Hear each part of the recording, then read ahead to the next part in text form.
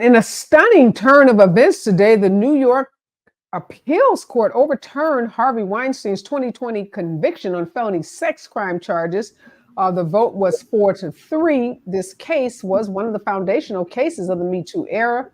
The appeals court said the trial court made a crucial mistake by allowing prosecutors to call as witnesses a series of women who said Mr. Weinstein had assaulted them.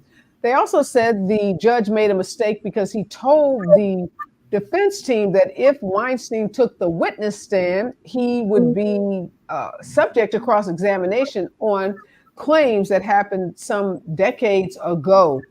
All right, Bobby, you, again, veteran prosecutor, prosecuted this case or a case like this, many cases like this, where you had witnesses who testified who were not a part of the claim or the case that was made against a particular defendant. Why is this an error so significant that it warranted a reversal of a conviction? So usually what we're talking about and what we term it here in California is what we call prior bad acts. And in a trial, you have the main case that somebody is being tried about. And then imagine if you're able to, as a prosecutor or at your home with your kids, you're dealing with your kids and you keep bringing up things that your kids did in the past, right? Is that fair, right? And generally the judge has to look at each and one of these prior bad acts and determine if they have any relevance or make any sense with respect to the substantive charge. And it's very difficult decision by a judge in any case, and it's very dangerous to allow things, what we call prior bad acts, that happened years ago. If it's the general rule, if it happened closer in time to what the substantive charge you're charging, you have a much better chance of getting that into evidence. Well, let me ask you this, Mansfield. We saw very similar evidence used in the case involving Bill Cosby, Harvey Weinstein's rape trial that happened in California, where he was also convicted. And let's just be clear, this overturning of his conviction doesn't mean he's a free man.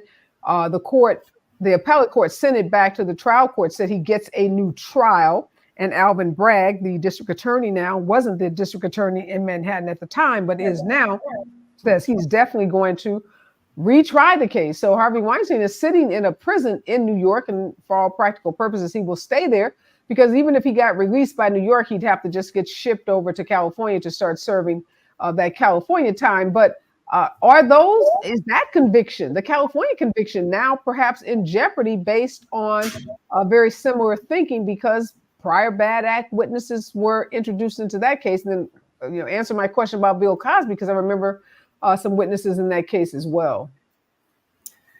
Yes, this is a difficult area for a lot of lawyers and especially the public, especially when you start with an analysis of Bill Cosby. So if you try to set aside your personal beliefs, yes, I think that you have a situation where now the California conviction of Harvey Weinstein could be in jeopardy. I think the same arguments on appeal of the California case are basically the same arguments, just different witnesses that were used in the New York case. And there's not too much difference between New York law and California law on this issue. But there are some differences in California law with respect to the use of prior bad acts as opposed to New York. So I don't think that the California conviction will necessarily, ipso facto be reversed and a new trial ordered. I think it'll be more complex than that in California. But yes, it sends a message to judges and courts and juries and also victims that it's best to bring your claims early in time in just about any scenario when you believe that you have been violated or a crime has been committed. It's best to bring your claims a lot earlier, because the women that testified using prior bad acts could not testify, could not bring any civil lawsuits. And if they did bring civil lawsuits, they had a lot of issues in them because they waited so long. So I believe that the message should be bring your claims earlier. Yes, that's a good message, but let's put a big but there. We also know how difficult it is for women, in particular, to speak up about sexual assault when you have someone as powerful and as rich as a Harvey Weinstein or Bill Cosby. So women, for decades, and I've been involved in these cases, civil cases throughout my civil rights history, my history as a civil rights lawyer. Women are petrified of even coming forth talking about being sexually assaulted or harassed by powerful men because we know what happened to them. They were often vilified on the witness stand. They were somehow the bad ones. Their reputation was maligned. They lost their jobs, their reputation, careers, etc. So having this movement, this Me Too movement, was a seismic shift in the way these cases were handled, both civilly and criminally, and even just women being believed. So I'm really concerned about this overturning of this case. Bob, real quickly, in California, Mansfield said there's some similarities and some differences. Do you see the conviction in California being in jeopardy now because of this New York appeals court decision?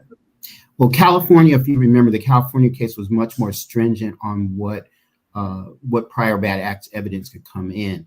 And so I think going forward, because California is much more stringent in terms of being able to let in prior bad evidence, that this conviction against Weinstein should stand here in California. In New York, they're going to have to go back to the drawing board, and they may have to only go with the substantive charge that they have there.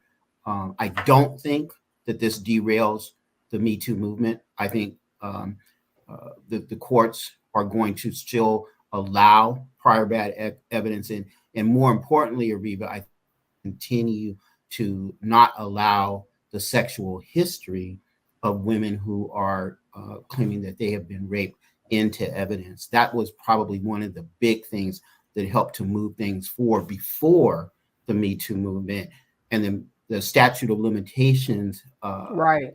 liberalization really helped in terms of the Me Too movement. But that the big thing is not allowing that sexual history against people who are coming forward to make claims.